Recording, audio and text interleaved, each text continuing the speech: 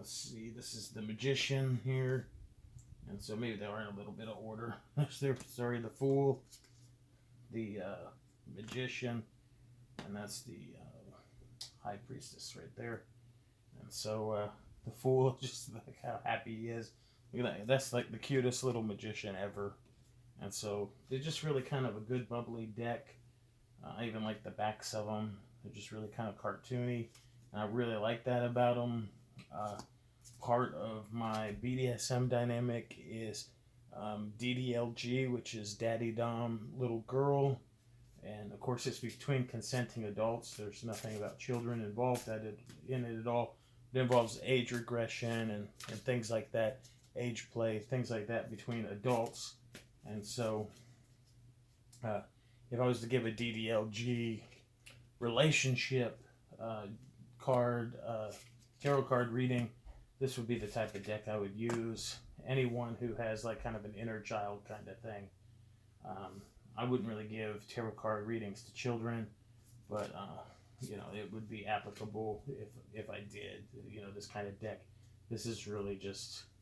I just saw it and I was like, I had to have this because it just made me happy. So that's the Happy Tarot. The one I got. This was one here. This is the Angel Tarot. It has some of these cards. Michael. I think these are still somewhat in order because I haven't really gotten into all of the different angels. And the cards are kind of have a different feeling for me. A few of them are still kind of a little stuck together.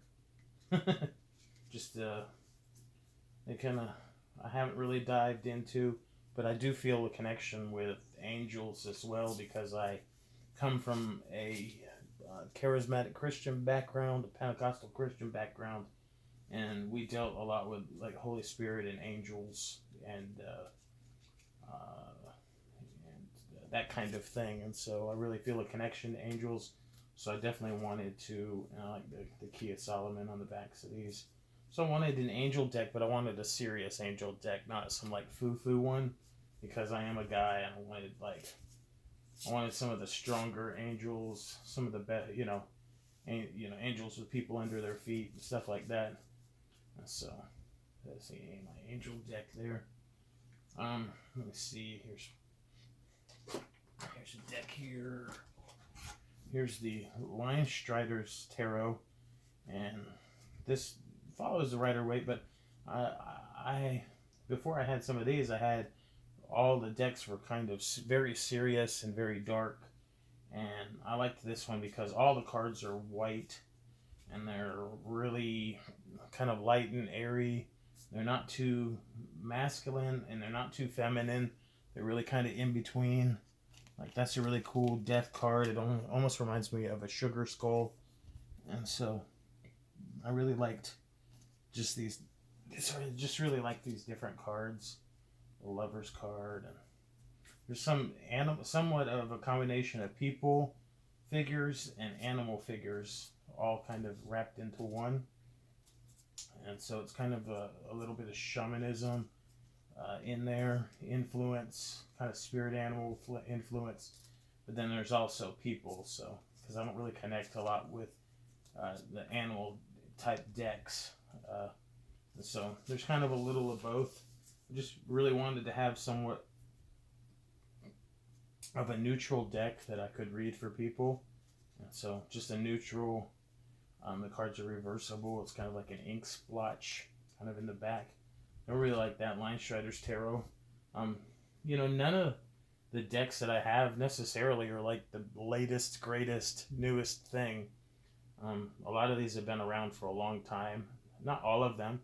Like this one here. Here's the Hoodoo Tarot is rather new, and so these are somewhat in order for the most part. Not exactly, but it starts with the Free Man, goes to Black Herman, which is the Magician card, Mist Ida, which is the High Priestess, and then the Empress and the Emperor.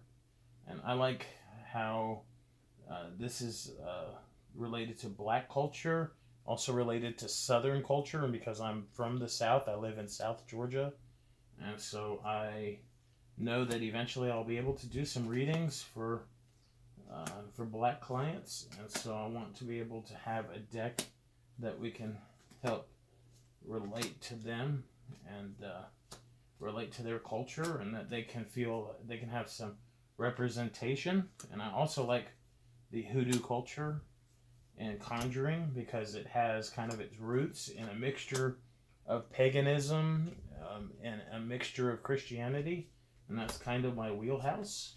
And so I don't know really where I fall, but I just these have some really great figures. Here's one that I like. She's really pretty. She's doing some gardening. I really relate with that. I have a garden in the back, and so it's part of a Southern culture is to kind of grow your own little patch of food in the backyard, whether it's just herbs or you know, or whether it's just a few things, and you grow like some tomatoes in the summer, and then you grow maybe some summer squash, and then like in this winter you grow your greens because your greens grow really good. And so I can connect, and I feel kind of connected. I've always felt connected to African culture and to Black culture. I've kind of felt a connection to um, to world music in general. And I used to play African djembe drums and congas and different things.